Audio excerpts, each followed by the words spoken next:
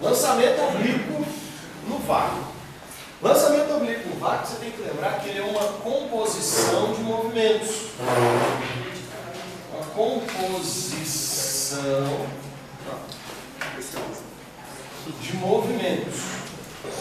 Bom, por que a gente vai trabalhar ele como sendo uma composição de movimentos? Porque é mais fácil. Eu vou pegar um movimento que é relativamente difícil de eu trabalhar e eu vou trabalhar com dois movimentos que eu consigo mexer, que são fáceis. Então, ó, primeira coisa, para você conseguir um lançamento oblíquo, tá? Lançar obliquamente a sua velocidade, formar um ângulo diferente de 0 e 90 graus com o seu referencial. Tem que ser um ângulo entre 0 e 90. Toda vez que você conseguir fazer isso, você vai ter um lançamento oblíquo. Lembra, se ele for igual a 0, você tem um lançamento em cima do X. Você vai ter um lançamento, você vai ter um movimento na horizontal. Se você lançar igual a 90 graus, você vai ter um lançamento vertical para cima.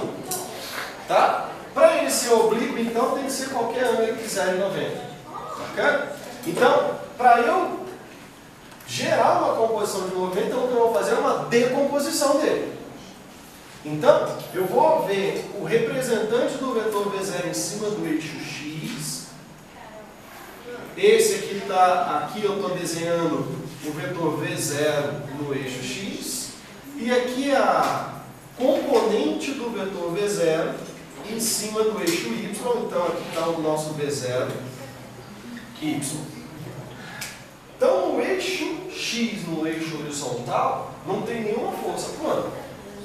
Se não tem nenhuma força atuando, então não vai ter nada que mude essa velocidade. Então, no eixo X, ou seja, no eixo horizontal, a velocidade é constante. A função do movimento qual que é?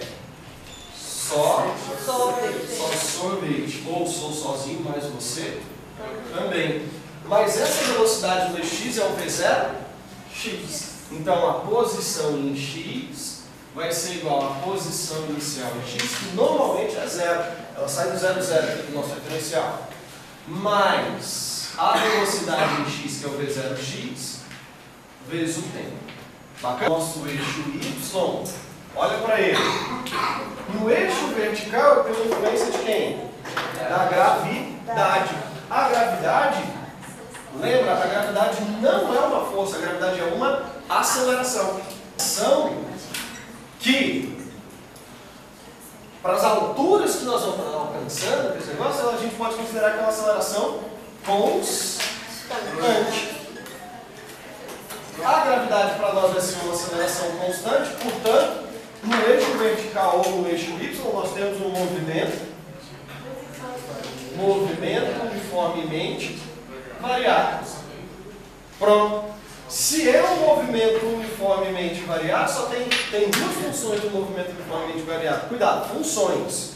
Então, eu só preciso traduzir ela para lançamento oblíquo, então vai ser a posição em Y é igual à posição inicial em Y, V0 Y, e quem que é a aceleração? A gravidade.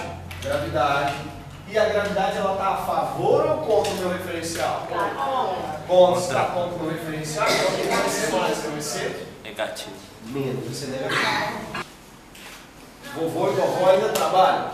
Aqui é o VY, V0, Y. A aceleração, de novo, é a gravidade. E olha lá, ela está contra o nosso referencial. Então aqui, ó, fica menos a gravidade vezes o tempo. Pronto, você tem aí a composição de dois movimentos. Então, o lançamento oblíquo eu vou trabalhar assim. Quem é que atrela esses dois movimentos? Qual é a grandeza que eu meço num que tem que ser igual ao outro? É a posição? Não. É o tempo. O tempo em que essa bolinha sobe e desce ao mesmo tempo que ela sai dessa posição, vem para cá.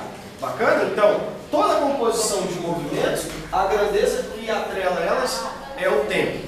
Ponto super importante que você tem que observar no lançamento oblíquo. Esse é o mais importante. É na altura máxima. que vai acontecer? Eu vou chamar ele de H+. HN, tá bom? No ponto de altura máxima, o ponto de altura máxima é um ponto de inversão de quê?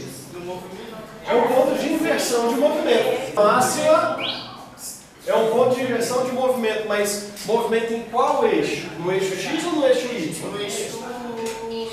No eixo Y, não, cuidado. No eixo X é movimento uniforme, você não pode mudar a velocidade.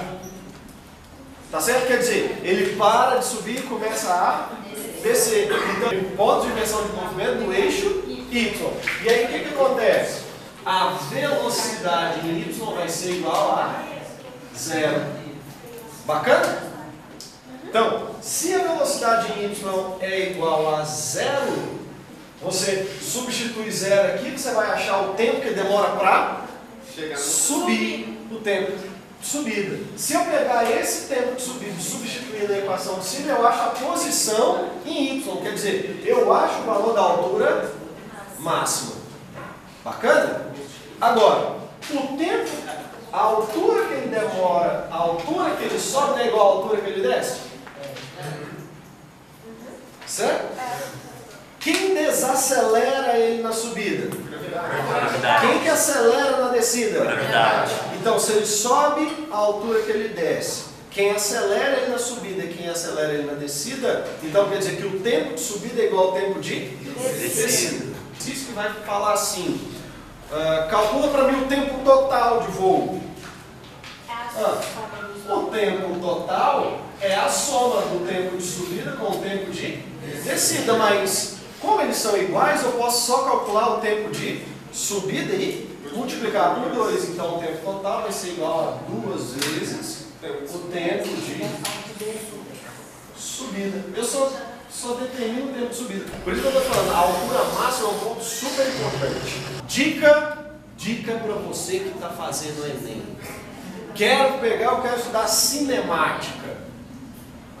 Quero ver como é que eu estou em cinemática, ver se eu preciso estudar um pouco mais ou um pouco menos. Se liga só, faz um exercício de lançamento oblíquo e um exercício de movimento circular. Movimento circular daqui a pouco nós vamos gravar aqui. Conseguir fazer os dois exercícios sem problema nenhum. A parte cinemática toda você está bom. Bacana? Beleza? Falta só mais um detalhe. Achar quem que é V0x e quem que é V0y. Né? Em função do ângulo alfa. Aí decora isso aqui, ó. O V0x é o V0 vezes o cosseno do ângulo alfa. O cosseno do ângulo de inclinação. E o V0y vai ser igual ao V0 vezes o seno do ângulo alfa. Vou falar de lançamento oblíquo, a primeira coisa que você faz é calcula quanto que é V0x e V0y. Obrigado, gente. Um beijo para vocês. Até semana que vem.